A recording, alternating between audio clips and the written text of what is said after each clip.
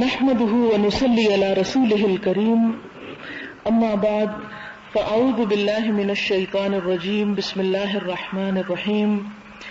رب اشرح لي صدري ويسر لي امري واحلل عقدة من لساني يفقهوا قولي ربنا زدنا علما. باب زيارة اهل الخير ومجالستهم وصحبتهم ومحبتهم وطلب زیارتهم والدعاء منهم وزیارت الموادع الفاضلة. نیک لوگوں کی زیارت کرنا اور ان کے ساتھ مجالست یعنی بیٹھنا،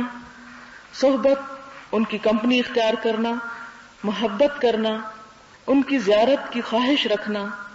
ان سے دعا کرانا اور متبرک مقامات کی زیارت کرنا.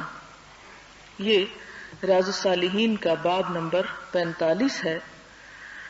پہلی آیت ہے قال اللہ تعالی وَإِذْ قَالَ مُوسَى لِفَتَاهُ لَا أَبْرَحُ حَتَّى أَبْلُغَ مَجْمَعَ الْبَحْرَيْنِ أَوْ أَمْضِيَ حُقُبًا إِلَى قَوْلِهِ تَعَالَى قَالَ لَهُ مُوسَى هَلْ أَتَّبِعُكَ أَلَىٰ أَن تُعَلِّمَنِ مِمَّا عُلِّمْتَ رُشْدًا. ارشاد خداوندی ہے، اور جب موسیٰ علیہ السلام نے اپنے شاگرد سے کہا کہ جب تک میں دو دریاؤں کے ملنے کی جگہ نہ پہنچ جاؤں ہٹنے کا نہیں، خواہ برسوں چلتا رہوں. اس آیت تک کہ حضرت موسیٰ علیہ السلام نے خضر سے کہا کہ جو علم خدا کی طرف سے آپ کو سکھایا گیا ہے، اگر آپ اس میں سے مجھے کچھ بھلائی کی باتیں سکھائیں تو میں آپ کے ساتھ رہوں. وقال تعالی واصبر نفسك مع الذين يدعون ربهم بالغداة والعشي يريدون وجهه. اللہ تعالیٰ نے فرمایا، اور جو لوگ صبح شام اپنے پروردگار کو پکارتے اور اس کی خوشنودی کے طالب ہیں، ان کے ساتھ صبر کرتے رہو، ان کے ساتھ جمے رہو. جیسا کہ آپ اس باب کے عنوان میں دیکھ رہے ہیں کہ زیارت اہل الخیر، کہ اہل خیر یا نیک کام کرنے والوں کی زیارت. زیارت سے مراد ہے ملاقات یا وزٹ. اہل خیر سے مراد کون ہے؟ کسی قسم کے بھی نیکی کے کام کرنے والے. اور نیکی کیا ہے؟ نیکی وہ جسے اللہ کی نگاہ میں نیکی سمجھا جائے، نہ کہ ہم اپنی خواہشات پر مبنی کسی چیز کو اچھا یا برا قرار دیں. اس لیے کہ ہر دور میں، ہر علاقے میں، ہر کلچر میں کچھ چیزیں اچھی ہوتی ہیں، کچھ بری ہوتی ہیں. اور آپ نے دیکھا ہوگا کہ تہذیبوں کا باہم تصادم بھی ہوتا ہے. جہاں ایک چیز اچھی سمجھی جاتی ہے، کہیں اور وہی چیز بری سمجھی جاتی ہے. اور اگر انسان مختلف تہذیبوں کے حوالے سے یا مختلف انسانی سوچوں یا خواہشات کے اعتبار سے کسی چیز کو اچھا یا برا کہے تو وہ پائیدار نہیں ہوگا، یا وہ سب لوگوں کے لیے معیار نہیں ہو سکتا. اس لیے جب خیر کو ڈیفائن کرنا ہو یا جب نیکی کو ڈیفائن کرنا ہو تو دیکھنا یہ چاہیے کہ نیکی کو ڈیفائن کرنے کا اہل کون ہے. نیک کام کیا ہے؟ نیک کام وہی ہے جس نے ہمیں پیدا کیا، جو ہمیں زندہ رکھے ہوئے ہے، جو ہمیں رزق دیتا ہے، جس کے پاس ہمیں واپس لوٹ کر جانا ہے، جس کے سامنے ہمیں اپنے اعمال کا حساب دینا ہے، جس نے نیکی اور برائی کے معیار قائم کیے. اسی کا حق ہے کہ وہ ہمیں بتائے کہ نیکی کیا ہے. لہذا نیکی سے مراد، اچھے کاموں سے مراد وہ تمام اچھے کام جو اللہ اور اس کے رسول صلی اللہ علیہ وسلم کی نظر میں اچھے ہیں یا ان سے مطابقت رکھتے ہیں. کوئی بھی ایسا بھلائی کا کام جو بھلائی کا بظاہر نظر آتا ہو لیکن اگر اس چیز کی روح سے ٹکراتا ہو تو اس کو ہم بھلائی نہیں کہیں گے بطور مسلمان. لہذا یہاں پر اہل الخیر سے مراد نیک لوگ ہیں، نیکی کے کاموں میں بڑھ چڑھ کر حصہ لینے والے. اور ان کی زیارت یا ان کی ملاقات کا فائدہ یہ ہوتا ہے کہ جب انسان کسی اچھا کام کرنے والے کے پاس جا کر بیٹھتا ہے تو اس کی اچھائی سے متاثر ہوتا ہے، اس کی صحبت کا رنگ اس پر بھی چڑھتا ہے. جیسے ہمارے ہاں بھی مثل مشہور ہے کہ خربوزہ خربوزے سے رنگ پکڑتا ہے. تو انسان جب کسی دوسرے کو عملی طور پر کوئی اچھا کام کرتے ہوئے دیکھتا ہے تو دوسرے کے اندر بھی یہ خواہش جنم لیتی ہے کہ وہ بھی اس جیسا کرے. بالکل اسی طرح جب ایک انسان کسی دوسرے کو کوئی غلط کام کرتے ہوئے دیکھتا ہے تو قدرتی طور پر وہ اس سے بھی متاثر ہوتا ہے اور اس کی طرف بھی بغیر سوچے سمجھے چل پڑتا ہے. لہذا یہاں پر اس کام کی فضیلت کیوں بتائی گئی اور امام نووی نے یہ باب کیوں باندھا؟ اس لیے باندھا تاکہ نیکی کرنے والوں کا جذبہ نیکی اور خیرخواہی اور بھلائی نیک لوگوں کو دیکھ کر اور زیادہ مضبوط ہو سکے یا اسے رستہ مل سکے، کیونکہ خیر ہر انسان کے اندر ہے. اللہ تعالیٰ نے خود فرمایا فَأَلْهَمَهَا فُجُورَهَا وَتَقْوَاهَا کہ اللہ تعالیٰ نے اس کے اندر اس کا شر اور اس کی بھلائی، اس کا تقوی اور اس کا فجور دونوں الہام کر رکھے ہیں، اس کے اندر ڈال رکھے ہیں. اور آپ دیکھیں کہ جس طرح کسی زمین کے اندر کوئی بیج ڈالا جا چکا ہو لیکن وہ اسی وقت ایک پودے کی شکل اختیار کرتا ہے جب اسے مناسب ماحول میسر آتا ہے، جب مناسب پانی اور مناسب آب و ہوا اسے میسر آتی ہے. خواہ کوئی زمین کتنی ہی اچھی کیوں نہ ہو اور خواہ کوئی بیج کتنا ہی عمدہ کیوں نہ ہو، جب تک اس میں پانی نہ ڈالا جائے، جب تک وہ موسم اس کے موافق نہ ہو، اس وقت تک وہ پودا اگتا نہیں. اور بفرض محال اگر پودا اگ بھی جائے تو اس سے وہ پھل پھول نہیں برآمد ہو سکتے جو ایک صحیح ماحول کی وجہ سے برآمد ہو سکتے ہیں. لہذا ایک انسان جس کے نیچر میں اور جس کی فطرت میں اللہ تعالیٰ نے بھلائی رکھ دی ہے، اس بھلائی کو پنپنے کے لیے بھی ایک ماحول چاہیے ہوتا ہے، اور وہ ماحول انسان کو انسانوں ہی سے میسر آتا ہے. اس لیے کہ کتابوں میں تو بہت کچھ لکھا جا چکا ہے اور اللہ تعالیٰ کی سب سے سچی ترین کتاب قرآن پاک ہم میں سے ہر ایک کے پاس موجود ہے. ہم سب اس پر ایمان لاتے ہیں، ہم سب اس کو پڑھتے ہیں، لیکن جب اس کی عملی تفسیر کچھ لوگوں کے عمل کے اندر نظر آتی ہے تو انسان قدرتی طور پر اس عمل سے زیادہ سیکھتا ہے بنسبت صرف ایک کتاب کے سیکھنے سے. پھر اسی طرح حضور صلی اللہ علیہ وسلم کی آمد کے مقاصد میں سے ایک مقصد کیا تھا؟ قرآن پاک میں سورۃ آل عمران کی آیت نمبر 164 میں اللہ تعالیٰ فرماتے ہیں لَقَدْ مَنَّ اللَّهُ عَلَى الْمُؤْمِنِينَ إِذْ بَعَثَ فِيهِمْ رَسُولًا مِّنْ أَنفُسِهِمْ يَتْلُو عَلَيْهِمْ آيَاتِهِ وَيُزَكِّيهِمْ وَيُعَلِّمُهُمُ الْكِتَابَ وَالْحِكْمَةَ کہ اللہ تعالیٰ نے مومنوں پر بڑا احسان کیا جب انہی میں سے ایک رسول بھیجا جو ان پر اس کی آیات پڑھ کے سناتا ہے اور ان کا تزکیہ کرتا ہے. تو یہ تزکیہ جو ہے یا انسانوں کو انسانوں سے جو پاکیزگی اور روحانی قوت اور تزکیہ نصیب ہوتا ہے وہ صرف کتاب سے نہیں ہوتا. لہذا وَيُزَكِّيهِمْ آپ صلی اللہ علیہ وسلم کی نبوت کے فرائض میں سے ایک فرض یہ تھا کہ آپ لوگوں کا تزکیہ بھی کریں اور وَيُعَلِّمُهُمُ الْكِتَابَ وَالْحِكْمَةَ اور انہیں کتاب اور حکمت کی تعلیم دیں. تو تعلیم کے ساتھ تربیت جو ہے وہ انتہائی ضروری ہے،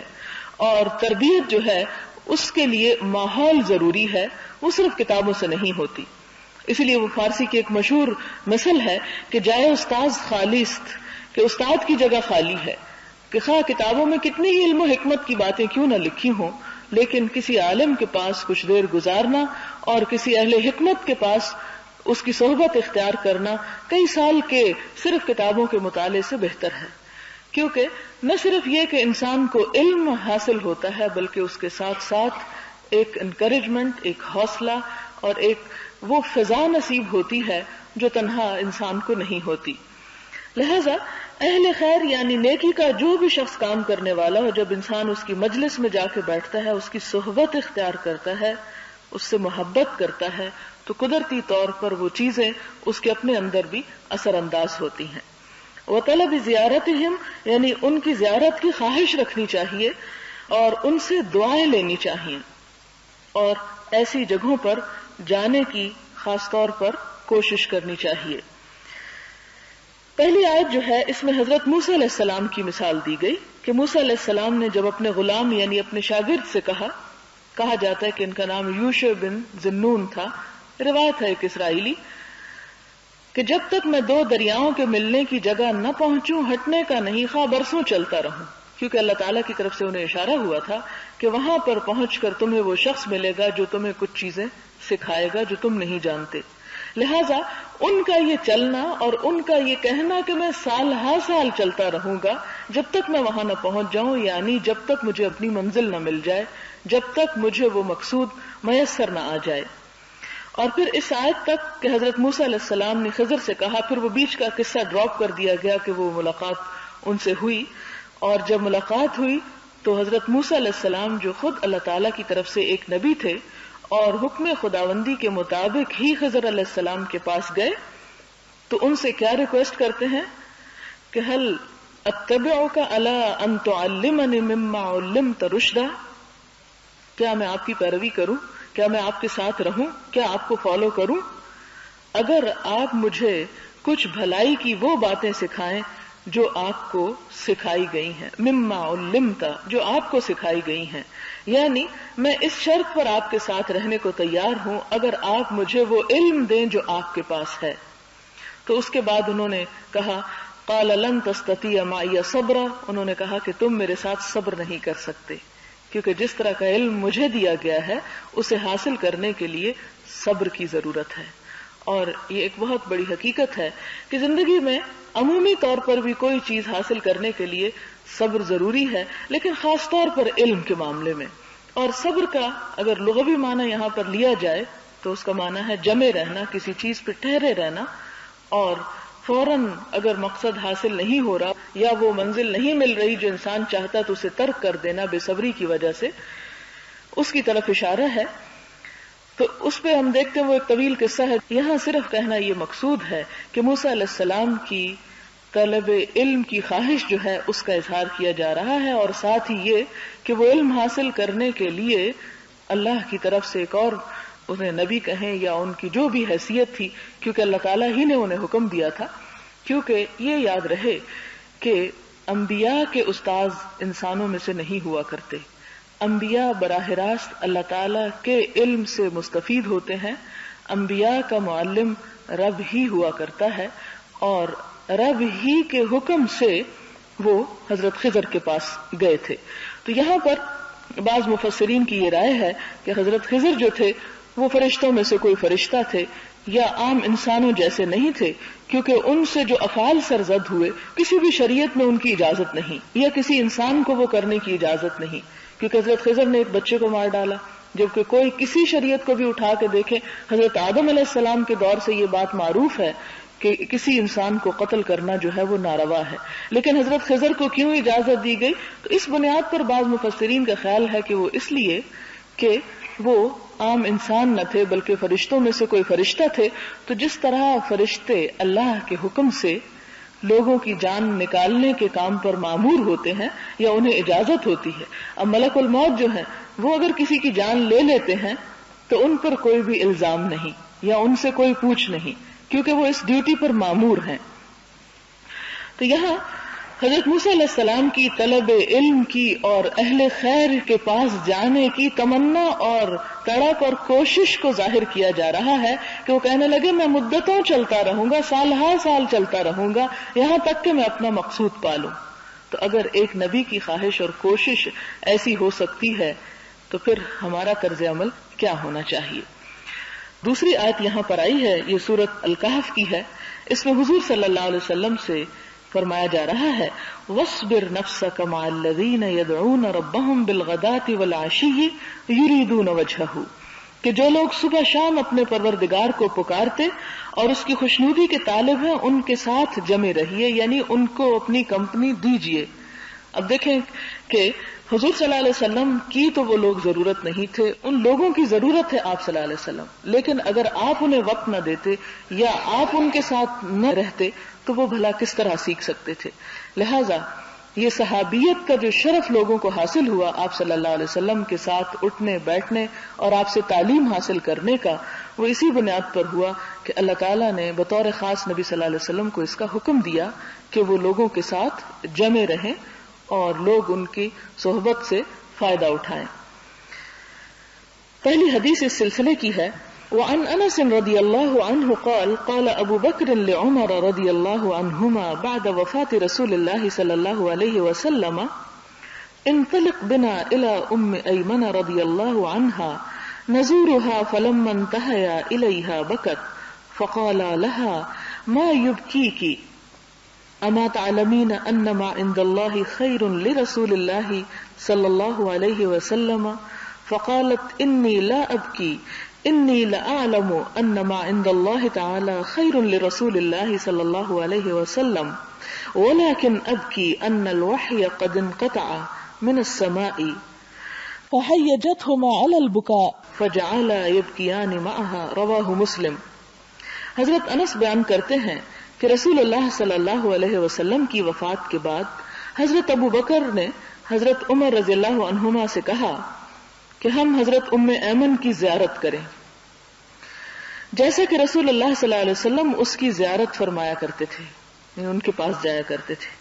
بس جب ہم اس کے پاس پہنچے تو وہ رونے لگی۔ ان دونوں نے اس سے کہا کہ تو کیوں روتی ہے؟ کیا تو جانتی نہیں ہے کہ اللہ پاک کے ہاں رسول اللہ صلی اللہ علیہ وسلم کے لیے بہتر مقام ہے؟ اس نے کہا میں اس لیے نہیں روتی، کیا میں اس بات کو نہیں جانتی کہ جو مقام اللہ کے پاس رسول اللہ صلی اللہ علیہ وسلم کا ہے وہ بہتر ہے، لیکن میں تو اس لیے روتی ہوں کہ آسمان سے وحی کا آنا بند ہو گیا ہے۔ چنانچہ اس نے ان دونوں کو بھی رونے پہ آمادہ کر دیا اور وہ دونوں بھی اس کے ساتھ رونے لگ گئے۔ حضرت ام ایمن جیسا کہ آپ جانتے ہیں کہ حضور صلی اللہ علیہ وسلم کی والدہ کے بعد آپ کی ایک طرح سے مربیہ تھی، آپ کی تربیت کرنے والی تھی، اور جب آپ صلی اللہ علیہ وسلم اپنی والدہ کے ہمراہ اپنے والد کی قبر مبارک پر گئے تھے تو اس وقت حضرت ام ایمن ساتھ تھیں، اور واپسی پر جب ان کی والدہ کا بھی انتقال ہو گیا تو حضرت ام ایمن ہی ان کو واپس مکہ لائی تھی۔ تو گویا وہ ایک طرح سے آپ کی ماں کا درجہ رکھتی تھی، اور آپ صلی اللہ علیہ وسلم بھی ان سے بہت محبت کیا کرتے تھے۔ یہاں پر ہم دیکھتے ہیں کہ حضور صلی اللہ علیہ وسلم کی تابعداری کرتے ہوئے یا آپ کے نقش قدم پر چلتے ہوئے، کیونکہ اس وقت ایک بزرگ خاتون تھی، آپ کی اگر والدہ کے برابر ہوں، ظاہر ہے کہ آپ صلی اللہ علیہ وسلم کی وفات کے بعد وہ ایک ضعیف العمر خاتون ہو چکی تھی۔ تو جیسا کہ آپ جانتے ہیں کہ پیچھے آپ پڑھ بھی چکے ہیں کہ انسان کے لیے نیک کاموں میں سے بہترین نیکی کا کام یہ ہے کہ انسان اپنے والدین کے ساتھ صلہ رحمی کرے، اور اگر اپنے والدین زندہ نہ ہوں تو اپنے والدین کے دوستوں کے ساتھ۔ اسی حکم کے تابع حضور صلی اللہ علیہ وسلم حضرت ام ایمن کی زیارت کیا کرتے تھے، ان کا احترام کیا کرتے تھے، ان سے باقاعدہ ملنے کے لیے جایا کرتے تھے۔ یہاں سے آپ اس بات کا بھی اندازہ لگا سکتے ہیں کہ حضور صلی اللہ علیہ وسلم اتنے بڑے مقام پر ہوتے ہوئے کہ ایک طرف نبوت کی ذمہ داریاں ہیں اور دوسری طرف لوگوں کو سکھانے کی ذمہ داریاں ہیں اور تیسری طرف ہر سال غزوات میں شریک ہونے کی ذمہ داری ہے، اور پھر مدینہ کے اندر جب یعنی مکہ سے آ بھی چکے تو بیش بہا ذمہ داریاں ریاست کے کاموں کی ہیں آپ کے کندھوں پر۔ ان سب چیزوں کے باوجود آپ دیکھیں کہ انسانی رشتوں کی کس قدردانی آپ صلی اللہ علیہ وسلم نے کی کہ وہ عمر میں بڑی ہوں گی، خود آ نہیں سکتی ہوں گی، تو آپ صلی اللہ علیہ وسلم خاص طور پر ان سے خود ملنے کے لیے تشریف لے جایا کرتے تھے۔ تو جس سے پتہ چلتا ہے کہ اپنے سے مرتبے میں جو بڑے ہوں، خواہ انسان کسی بھی مقام پر کیوں نہ پہنچ جائے، اپنے والدین اس کے لیے والدین ہی رہتے ہیں، اور عمر میں بڑے لوگ جن کا احترام کیا جانا لازم ہے۔ تو اسلامی اخلاق اور تعلیم ہم سے یہ تقاضا کرتی ہے کہ ان کا احترام کیا جائے، خواہ وہ عمر میں یا معاشی مرتبے میں یا کسی سٹیٹس میں کوئی بھی مقام نہ رکھتے ہوں، لیکن ایسا کرنا جو ہے وہ اللہ تعالیٰ کو محبوب ہے۔ اور جیسا کہ آپ جانتے ہیں کہ آپ صلی اللہ علیہ وسلم ایک دفعہ ایک جعرانہ مقام پر گوشت بانٹ رہے تھے، اتنے میں ایک خاتون آئی کہ آپ صلی اللہ علیہ وسلم نے اپنا سب کام چھوڑ دیا، اپنی چادر اتار کر یعنی کندھے سے وہ بچھائی، اور ایک بوڑھی سی خاتون ان کو کہا کہ آپ یہاں تشریف رکھیں۔ صحابہ کرام کو تھوڑی حیرانی بھی ہوئی کہ آپ صلی اللہ علیہ وسلم یہ کیا کر رہے ہیں کہ ایک کام چھوڑ کر اور ایک عورت کے لیے آپ نے چادر بچھا دی، کیونکہ ان کے ہاں تو عورت کی عزت یا احترام کا کوئی سوال ہی پیدا نہیں ہوتا تھا، یا ان کے مرتبے سے کمتر چیز تھی۔ جیسا کہ ایک اور جگہ پر حضرت عمر کا قول آتا ہے کہ ہم عورتوں کو یا عورتوں کی رائے کو کوئی اہمیت نہیں دیا کرتے تھے۔ تو ایک دفعہ ان کی بیوی نے جب ان کے ساتھ ذرا سخت لہجے میں بات کی تو کہتے ہیں کہ میں اپنی بیوی کو ناراض ہونے لگا کہ تم ایسے کیوں بول رہی ہو، تو کہنے لگی کہ تمہیں نہیں معلوم حضور صلی اللہ علیہ وسلم کی ازواج مطہرات آپ سے کس طرح بات کرتی ہیں، یعنی اس میں ہر وقت بہت زیادہ احترام نہیں ہوتا. ایک شوہر اور بیوی کے درمیان جس قسم کی گفتگو ہو سکتی ہے، بعضوں کا تلخی بھی ہو جاتی ہے، بعضوں کا آوازیں اونچی بھی ہو جاتی ہیں، تو اس پر وہ ایک دم غصے میں آ کر کہنے لگے کہ اپنی بیٹی کی طرف اشارہ کر کے حفصہ کی طرف کہ برباد ہو گئی وہ کہ اگر وہ بھی یہ کام کرتی ہے کہ وہ حضور صلی اللہ علیہ وسلم کے سامنے اونچی آواز سے بات کرتی ہے. تو یہاں پر ہم دیکھتے ہیں کہ عرب معاشرے کے اندر عورت کی کوئی ویلیو نہ تھی، اس کی کوئی قدردانی نہ تھی. تو حضور صلی اللہ علیہ وسلم کا ایک بوڑھی عورت کے لیے اپنا کام روک دینا اور اپنی چادر بچھا کے عزت کے ساتھ ان کو بٹھانا یہ غیر معمولی واقعہ تھا. تو اس وقت بھی آپ نے بتایا کہ وہ ان کی والدہ تھی، یا شاید ایک روایت میں حضرت ام ایمن ہی کا ذکر آتا ہے کہ وہ ان کی رضائی ماں تھی یا کوئی ایسی خاتون تھی جو ان کی ماں کے درجے میں آتی تھی، کیونکہ آپ کی اپنی والدہ تو بچپن ہی فوت ہو چکی تھی. اور خاص طور پر ماں کے حقوق کی طرف اشارہ کرتے ہوئے حضور صلی اللہ علیہ وسلم نے فرمایا کہ اللہ تعالیٰ نے تمہیں ماؤں کی نافرمانی کو حرام قرار دیا ہے، یعنی باپ کا ذکر ہی نہیں یہاں. اور جب ایک شخص آ کر پوچھتا ہے کہ سب سے زیادہ احسن سلوک کا مستحق کون ہے، تو آپ فرماتے ہیں کہ تمہاری ماں، تمہاری ماں، تمہاری ماں، اور چوتھے درجے پہ پھر باپ کا ذکر آتا ہے. تو یہ آپ صلی اللہ علیہ وسلم حضرت ام ایمن کی زیارت کرتے تھے، لہٰذا آپ کے طریقے پہ چلتے ہوئے آپ کے خلفائے راشدین جو تھے حضرت ابو بکر اور حضرت عمر رضی اللہ تعالیٰ عنہما، انہوں نے کہا کہ ہم بھی وہی کام کریں، یعنی ایک ایک چیز میں وہ آپ کی سنت کو فالو کرنے کی تڑپ اور طلب رکھتے تھے. تو وہ دونوں چل پڑے اور جا کے جب وہاں پہنچے تو ظاہر ہے کہ حضور صلی اللہ علیہ وسلم کا ذکر ہوا تو وہ انہیں دیکھ کر رونے لگی. ان دونوں نے کہا کہ تم کیوں روتی ہو، کیا تمہیں پتہ نہیں؟ یعنی ایک طرف سے دوسرے کو تسلی دینے کے لیے، حالانکہ ان کے اپنے دل کا حال بھی غیر تھا، لیکن ان کو تسلی دینے کے لیے کہ تمہیں پتہ ہے کہ اللہ کے رسول صلی اللہ علیہ وسلم اگر دنیا میں موجود نہیں تو جہاں پر وہ اس وقت ہیں وہ دنیا سے بھی کہیں زیادہ بہتر حالت میں ہیں. کہنے لگی نہیں، اس بات کو تو مجھے بھی پتہ ہے، لیکن بات یہ ہے کہ اب اللہ تعالیٰ کی طرف سے وحی کا سلسلہ بند ہو گیا ہے دنیا والوں پر قیامت تک کے لیے، لہذا اس بات نے مجھے رلا دیا ہے. اور پھر اس کا یہ کہنا تھا تو حضرت ابو بکر اور حضرت عمر بھی دونوں رونے لگے اور اس بات کی شدت کو محسوس کرنے لگے. اور یہاں پر یہ حدیث اس لیے اس جگہ پر لائی گئی ہے کہ اللہ تعالیٰ کی طرف سے وہ محبتوں کا مرکز اور وہ اتباع کا نمونہ یعنی حضور اکرم صلی اللہ علیہ وسلم آج ان کے درمیان موجود نہیں تھے، تو ان کی کمی کو محسوس کر رہے تھے کہ اگر وہ ہوتے تو وہ ہمارے درمیان ہوتے اور ہم ان سے مزید کچھ سیکھ سکتے اور مزید کچھ جان سکتے. تو آپ دیکھیں کہ وہ ام ایمن کی زیارت کو گئے ہیں ان کی بزرگی کی وجہ سے، اور ام ایمن اپنے مقام پر حضور صلی اللہ علیہ وسلم کی کمی کو محسوس کر رہی ہیں کہ آپ نہیں ہیں تو ہم اب اور کچھ مزید سیکھ نہیں سکتے. وہ اصل ہدایت کا سرچشمہ اگرچہ وہ مکمل ہو چکی تھی، لیکن ان کی ایک حرص باقی تھی کہ اگر آج اللہ کے رسول صلی اللہ علیہ وسلم ہوتے تو ہمیں وحی کے ذریعے جو نئی نئی باتیں روز بروز پتہ چلتی تھی وہ پتہ چلتی رہتی. اور اس بات کا اندازہ آپ اس شخص سے کر سکتے ہیں کہ جس کے اندر نئی نئی باتیں سیکھنے کا شوق ہو، اور خاص طور پر وہ باتیں جو انسان اپنی کوشش سے کہیں سے بھی نہ جان سکتا ہو اور وہ صرف اور صرف ان کا انحصار وہی پر ہو. تو آپ اس معاشرے کا ایک اندازہ کر سکتے ہیں کہ کس طرح ہر روز جب انہیں ہر روز یا ہر کچھ عرصے کے بعد ایک نیا حکم، ایک نئی چیز ملتی ہوگی تو وہ ایک قدرتی طور پر ایک انتظار میں رہتے ہوں گے کہ اب بھلا دیکھیں اس موقع پہ اللہ تعالیٰ کا حکم کیا آتا ہے. تو پورے معاشرے کے اندر ایسی علمی سرگرمی تھی کہ جس میں بچے، جس میں بوڑھے، جس میں جوان، جس میں عورتیں، سب کے سب شامل تھے. آپ دیکھیں کہ ام ایمن ایک بوڑھی خاتون ہے اور معاشرے میں عام طور پر یہ مادی حیثیت سے، مالی حیثیت سے ان کو کوئی مقام و مرتبہ نہیں ہے، لیکن اس درجے کی خاتون بھی کس بات کے لیے رو رہی ہے کہ وحی کا آنا بند ہو گیا ہے. رونے کی وجہ دیکھیں، ہمارے ہاں تو بڑی بوڑھیوں کو رونے کے لیے اور بہت سے واقعات یا اور چیزیں اپنے قصے کہانیاں یاد کر کے روتی رہتی ہیں، لیکن یہاں پر آپ دیکھیں کہ اسلام نے ایک بزرگ اور ایسے عام درجے کی خاتون کا بھی آئی کیو لیول یا اس کا جو ذہنی وسعت ہے اس کو کتنا بڑھا دیا کہ وہ کتنی بڑی بڑی فلسفیانہ باتیں بیٹھ کے کر رہی ہے. اور خلیفہ وقت جو ہیں ابو بکر اور حضور صلی اللہ علیہ وسلم کے ساتھی حضرت عمر رضی اللہ تعالی عنہما، وہ دونوں اس کی اس بات سے متاثر ہو کر پھر رونے بھی لگتے ہیں. یعنی جو دلوں کے اتنے مضبوط ہیں اور اتنے بہادر ہیں اور اتنے بڑے بڑے کام کرنے والے ہیں، وہ ایک خاتون کی اس بات سے ان کا دل بھی پسیج جاتا ہے اور وہ بھی اپنے حبیب محمد صلی اللہ علیہ وسلم کو یاد کر کے رونے لگتے ہیں۔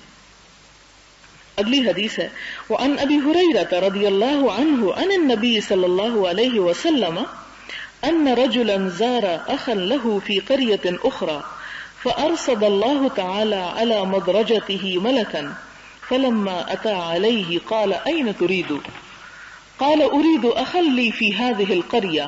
قال هل لك عليه من نعمة تربها عليه؟ قال لا غير اني احببته في الله تعالى قال فإني رسول الله إليك بأن الله قد أحبك كما أحببته فيه رواہ مسلم۔ حضرت ابو ہریرہ نبی صلی اللہ علیہ وسلم سے روایت کرتے ہیں کہ ایک آدمی نے اپنے بھائی کی زیارت کے لیے جو دوسری بستی میں رہتا تھا ارادہ کیا، بس اللہ پاک نے اس کے راستے میں ایک فرشتے کا تعین کیا۔ جب وہ فرشتے کے پاس سے گزرا تو اس نے پوچھا تو کدھر جانا چاہتا ہے؟ اس نے کہا اس بستی میں اپنے بھائی کی ملاقات کرنا چاہتا ہوں۔ فرشتے نے کہا کیا تیرا اس پر کچھ احسان ہے جس کا تو یعنی بدلہ دینے جا رہا ہے کہ تو اس میں اضافہ کرنا چاہتا ہے؟ اس نے کہا نہیں، صرف اتنی بات ہے کہ میں خدا کے واسطے اس سے محبت کرتا ہوں۔ فرشتے نے کہا میں تیرے پاس اللہ تعالیٰ کا پیغام لے کر آیا ہوں کہ اللہ پاک تجھ کو محبوب جانتا ہے جیسا کہ تو خدا کے واسطے اس کو محبوب جانتا ہے۔ مسلم کی روایت ہے۔ حضرت ابو ہریرہ سے ہے کہ ایک شخص اپنے کسی دوست کو دوسری بستی میں ملنے کے لیے جا رہا تھا تو راستے میں اللہ تعالیٰ نے ایک فرشتے کو بھیجا، انسانی شکل میں بھیجا ہوگا، اور جب وہ اس کے سامنے آیا تو پوچھا کہاں جا رہے ہو؟ جیسے انسان راستے میں جا رہا اور راستے میں کوئی اور شخص ملے تو اس سے پوچھے، تو ایک بڑا نارمل نیچرل انداز میں اس سے پوچھا کہاں جا رہے ہو؟ اس نے کہا میں اپنے ایک بھائی کی ملاقات کو جا رہا ہوں۔ فرشتے نے کہا کس لیے؟ کیا ملاقات کی غرض کیا ہے؟ یعنی کوئی تجارت ہے، کوئی کاروبار ہے، کوئی دنیا کا مقصد ہے، کوئی اور غرض و غایت ہے؟ کیا تیرا اس پر کچھ احسان ہے؟ یعنی کیا تیرا اس کے اوپر کچھ احسان ہے کہ تو اس میں اضافہ کرنا چاہتا ہے؟ اس نے کہا نہیں، صرف اتنی بات ہے کہ میں خدا کے لیے اس سے محبت کرتا ہوں۔ فرشتے نے کہا تیرے پاس اللہ کا پیغام لے کر آیا ہوں کہ اللہ پاک تجھ سے محبت کرتا ہے کیونکہ تو صرف خدا کے لیے اس سے محبت کرتا ہے، یعنی وہ محبت جس میں دنیا کا کوئی لالچ اور کوئی غرض اور کوئی مقصد نہ ہو، صرف اللہ کی خاطر ہو وہ محبت۔ اس میں یہاں تو صرف اس ایک حدیث کا ذکر کیا گیا، اس کے علاوہ دوسری احادیث اس کی مزید وضاحت کرتی ہیں، جس میں حضور صلی اللہ علیہ وسلم فرماتے ہیں کہ اللہ تعالیٰ نے فرمایا کہ میری محبت واجب ہو گئی ان لوگوں کے لیے جو میری خاطر آپس میں ایک دوسرے سے محبت رکھتے ہیں، میری خاطر آپس میں ایک دوسرے کی زیارت کرتے ہیں، یعنی ملاقات کرتے ہیں، میری خاطر ایک دوسرے پر اپنا مال خرچ کرتے ہیں۔ ایک اور جگہ پر آتا ہے اللہ تعالیٰ قیامت کے دن فرمائیں گے کہ این المتحابون فیّ، کہاں ہیں وہ لوگ جو میری خاطر محبت کرتے تھے، یعنی دنیا میں میرے لیے آپس میں ملتے تھے، دنیاوی اعتبار سے انہیں کوئی غرض نہ تھی ملنے کی۔ الیوم اذلھم یوم لا ظل الا ظلی، آج میں انہیں اپنے سائے تلے جگہ دوں جبکہ میرے سائے کے سوا اس میدان میں کوئی سایہ نہیں، یعنی حشر کے میدان میں اللہ تعالیٰ انہیں اپنی خاص رحمت کے سائے تلے جگہ دے گا۔ کون ہیں وہ؟ کہ جو میری خاطر ایک دوسرے سے محبت کرتے تھے۔ ایک اور حدیث میں آتا ہے کہ کچھ لوگ قیامت کے دن عرش الہی کے سائے تلے موتیوں کے ممبروں پر بیٹھے ہوں گے، یعنی اس ایک حدیث میں تو آیا نا کہ اللہ کے سائے تلے ہوں گے، اور دوسرے میں آیا کہ وہاں پر بہترین مسندیں ہوں گی ان کے لیے جس پر وہ آرام کر رہے ہوں گے، جبکہ باقی مخلوق مصیبت کے مارے طرح طرح سے تکلیفوں میں مبتلا ہوگی۔ تو اس پر انبیاء اور شہداء ان پر رش کریں گے کہ کون ہیں یہ، تو انہیں بتایا جائے گا کہ یہ وہ لوگ ہیں جو اللہ کی خاطر ایک دوسرے سے محبت کرتے تھے، یعنی ہے دوستی لیکن چونکہ اللہ کی خاطر ہے اس لیے اس کا بہت بڑا مرتبہ ہے۔ اب سوال یہ پیدا ہوتا ہے کہ وہ دوستی ہوتی کون سی ہے جو اللہ کی خاطر ہو، اس کی علامات کیا ہیں؟ کیا ہم صرف ڈکلیئر کر دیں کہ میری اور آپ کی دوستی اللہ کی خاطر اور وہ ایسے ہی ہو جائے؟ نہیں، صرف زبانی کہنے کی بات نہیں۔ دوستی پہلے نمبر پر تو یہ کہ دل کے محسوسات کا نام ہے، کہ دل کی محبت کا نام ہے، دوسری بات یہ کہ انسان جس سے یہ دعویٰ کرتا ہو کہ میری دوستی اس سے اللہ کی خاطر ہے، پھر وہ اس کے ساتھ بیٹھ کر اس کی کمپنی میں، اس کی صحبت میں اور باتوں کی بنسبت اللہ کو زیادہ یاد کرنے والا ہو۔ یہ نہ ہو کہ ہم کہیں کہ میری فلاں سے دوستی اللہ کے لیے، اور جب مل کے بیٹھے تو زمانے بھر کی غیبت کر لیں اور دنیا بھر کی ادھر ادھر کی باتیں کریں، اور جب اٹھیں تو کہیں ہماری دوستی اللہ کے لیے۔ یہ دوستی کسی بھی طرح اللہ کے لیے نہیں ہے۔ اللہ کے لیے دوستی کا مطلب یہ ہے کہ انسان ایک دوسرے کا بے لوث خیر خواہ ہو، کوئی دنیا کی غرض و غایت اور لالچ اس میں نہ ہو کہ اس سے دوستی کر کے اس سے یہ کام نکلوایا جائے۔ اور دوسری بات یہ کہ وہ اللہ کے دین کو یا اللہ کی محبت کو وہاں پر موجود پائے، یعنی ان دونوں کی دوستی ایک دوسرے کی ذات کی پوجا نہ ہو، ایک دوسرے کی ذات کی طلب نہ ہو، بلکہ اس کمپنی میں، اس صحبت میں، اس ملاقات میں جب وہ ملے تو اللہ کی محبت میں اور اضافہ ہو، ایک دوسرے کے ساتھ خیر خواہی ہو، ایک دوسرے کے لیے بھلائی کے جذبات ہوں، ایک دوسرے کو اچھا مشورہ دیا جائے، ایک دوسرے کی صحیح رہنمائی کی جائے۔ رہی وہ دوستی کہ جس میں ایسے جذبات موجود نہ ہوں جو صرف وقتی اور سطحی جذبات کے تحت ہو اور جو چند دن کی ہو اور کسی خاص مقصد کے لیے ہو، تو وہ تو پھر دنیا میں بھی باقی نہیں رہتی، کہاں یہ کہ پھر وہ مرنے کے بعد بھی رہے۔ اللہ کے لیے جو دوستی ہوتی ہے وہ مرنے کے بعد بھی جاری رہتی ہے۔ مرنے کے بعد بھی انسان اپنے ایسے دوستوں کو نہیں بھلاتا، انہیں اپنی دعاؤں میں، اپنے صدقہ خیرات میں، اپنی نیکیوں میں انہیں یاد کرتا ہے۔ جس طرح آپ دیکھیں کہ حضور صلی اللہ علیہ وسلم حضرت خدیجہ کی وفات کے بعد جب کوئی بکری ذبح کرتے یا جب کوئی گوشت تقسیم کرتے تو آپ گن گن کر آپ کی سہیلیوں کے گھروں میں بھیجا کرتے تھے۔ یہ کس لیے تھی؟ اس لیے کہ حضرت خدیجہ کی محبت کی وجہ سے ان لوگوں کے ساتھ بھی آپ خیر خواہی اور بھلائی کرتے تھے جن کا حضرت خدیجہ سے کوئی تعلق تھا۔ تو یہ ہے وہ دوستی یا وہ محبت کہ جو اللہ کے لیے ہوتی ہے، وہ صرف وقتی طور پر نہیں ہوتی کہ جب تک انسان دنیا میں ہے اگر دوسرے سے انسان کو فائدہ پہنچ رہا ہے تو فائدہ پہنچائے، اور اگر فائدہ نہیں پہنچ رہا تو ایک طرف ہو کے بیٹھ جائے۔ نہیں، جہاں انسان کو ایسا تعلق ہو کہ جس کی وجہ سے انسان کسی خیر اور کسی بھلائی پر جمع ہو، تو وہ تعلق دراصل پائیدار تعلق ہوتا ہے اور اسی میں انسان کی بھلائی ہے۔ ادروائز دوسرے تعلق میں تو آپ دیکھیں کہ کیا ہوتا ہے کہ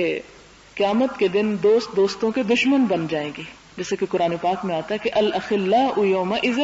بعضهم لبعض عدو الا المتقون،